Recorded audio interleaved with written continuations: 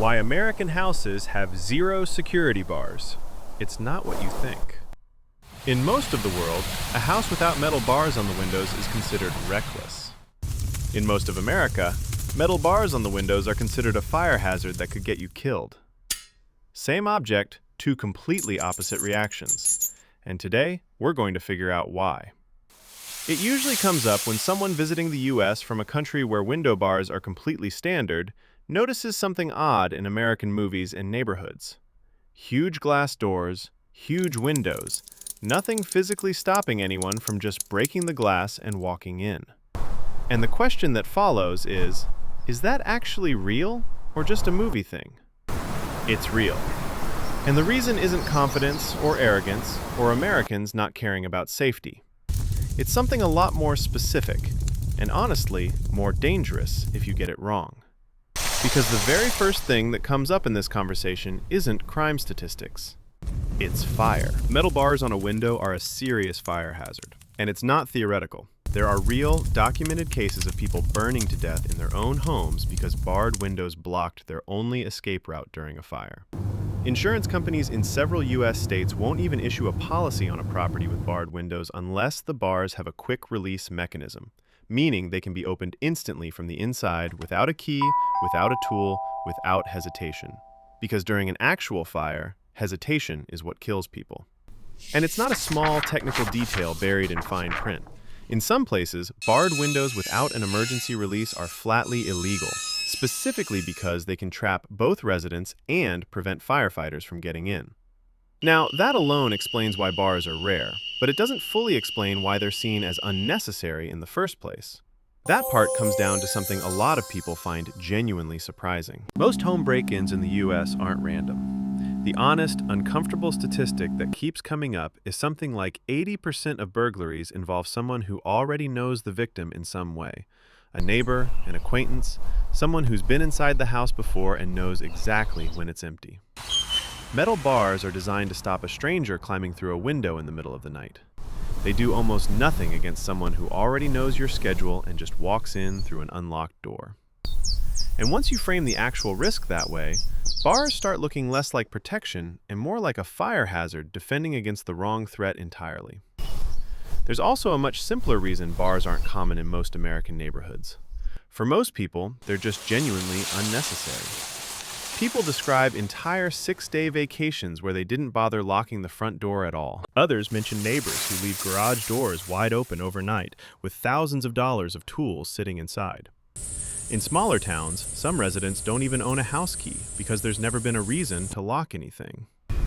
That's obviously not universal. Plenty of American neighborhoods absolutely do need extra security.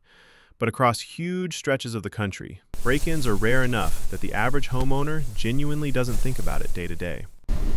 There's also a much blunter deterrent that doesn't exist in most other countries at the same scale: guns. Multiple people put it almost exactly the same way. If someone breaks into an occupied American home, they're taking on a real, serious risk of encountering an armed homeowner. That single fact changes the entire cost-benefit calculation for a potential burglar in a way that a metal window bar never could. But bars weren't always this rare, and the history of why they disappeared says a lot about how a country's fear level actually changes over time.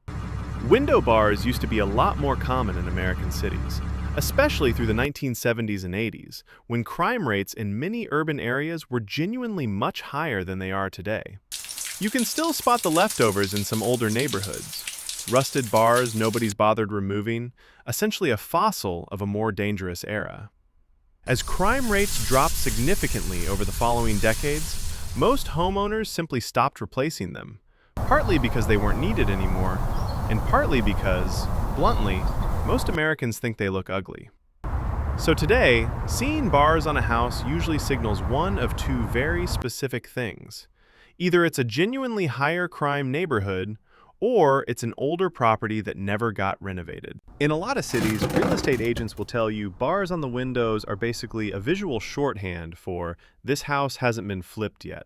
The moment a property gets bought and updated, the bars are almost always the first thing to go. And there's a genuinely heartbreaking detail buried in this conversation that flips the entire bars equal safety assumption completely upside down. There's a story about a teenager whose parents installed bars on her bedroom window specifically to stop her from sneaking out at night. A safety measure from their perspective. She ended up dying in a house fire, unable to escape through the one window that was supposed to be hers. It's an extreme, tragic example, but it's exactly the logic security experts point to constantly. A measure designed to keep danger out can just as easily end up trapping danger in. Compare that to how a lot of other countries handle the exact same problem, and the difference in philosophy is pretty stark. In some countries, home security genuinely does rely heavily on physical barriers. Bars on multiple floors, broken glass embedded into perimeter walls, serious deterrence against a real and present burglary risk. In America, the default philosophy leans a different direction entirely. Relatively low object-based security, backed up instead by insurance covering the financial loss, a legal system that treats burglary seriously, and in a genuinely large number of homes, personal firearms as the final layer of deterrence. So which approach is actually safer? That depends enormously on where you live, which might be the real answer underneath all of this. Because the honest truth is that America isn't one uniform place. There are American neighborhoods where bars absolutely would make sense and simply aren't used because of the fire risk. And there are American neighborhoods so low crime that most residents genuinely can't remember the last time they locked their own door. Painting the entire country with either brush misses what's actually going on. What's really happening is a country that, as a whole, decided decades ago that the danger of trapping yourself inside during a fire outweighs the danger of a stranger breaking in. Backed up by insurance, backed up by law enforcement response times, and in plenty of homes, backed up by something a metal bar could never replace. A homeowner who is very much awake and very much prepared. If a fire safety law can quietly reshape what an entire country's front doors look like, wait until you hear the surprisingly petty reason behind why Americans obsess over cleaning up their own popcorn at the movie theater. It's a completely different kind of cultural rule, and it's coming up next. Let me know in the comments, does your home have security bars, and would you ever want them?